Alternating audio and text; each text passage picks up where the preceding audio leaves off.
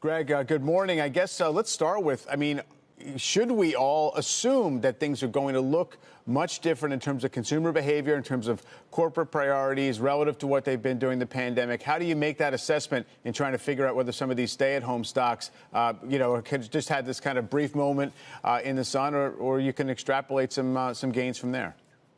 Good morning, Michael. So our base case is that the first half of 2021 is still going to be slow, and that we'll see growth in the second half of the year.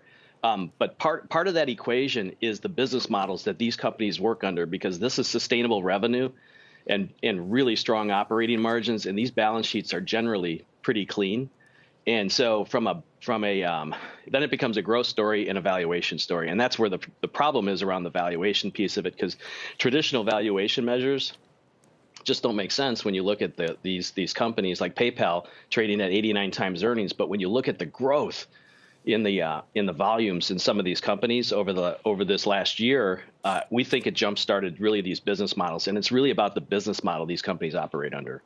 Now, yeah, something like PayPal obviously has been riding a very long-term trend of just, electronic payments and digital money of one sort or another. Yep. I wonder if there are more targeted stay-at-home plays, in other words, where there was a windfall effect that companies pulled forward a lot of demand or got a lot of mass adoption in a hurry. And now the question is, can we assume that's going to go from here? You mentioned in your notes here that you recently sold Peloton. Is that on that rationale? So Peloton, yeah, it's partly that. When we look at the landscape for the stay-at-home workout regime, we love Peloton. They had supply chain problems, but the barriers to entry, we think, are actually lower than what the stock is warranting right now. And that Apple's a great company with a great platform, but Apple's rollout of its workout app, we think, is going to get some traction, and Nautilus has its equipment. So we think that there's going to be competitive threats to Peloton's business.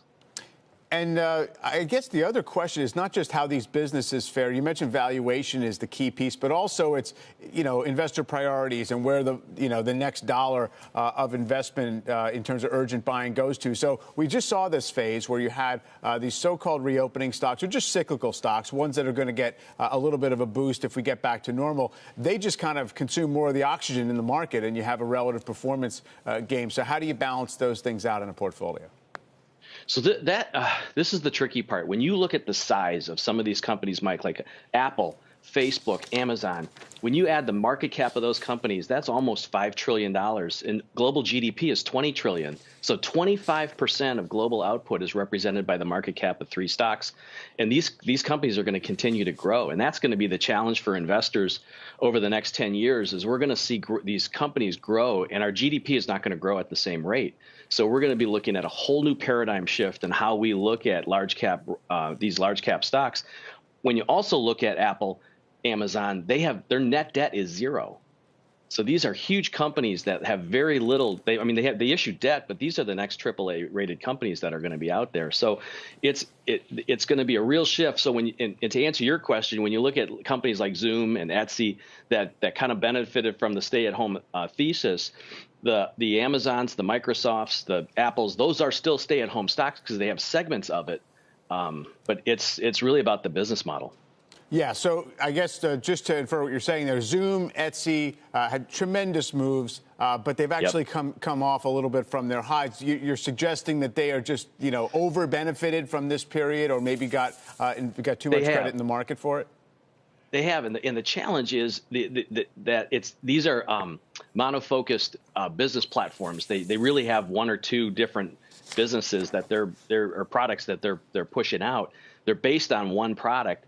When you look at these larger companies that have been able to integrate numbers of products, and they've got different levers to pull in terms of revenue growth. I mean, like you look at Amazon is 2 different companies. It's a tech company tucked up under the consumer discretionary sector with its cloud business. That's what we're looking at, is the diversity of the revenue.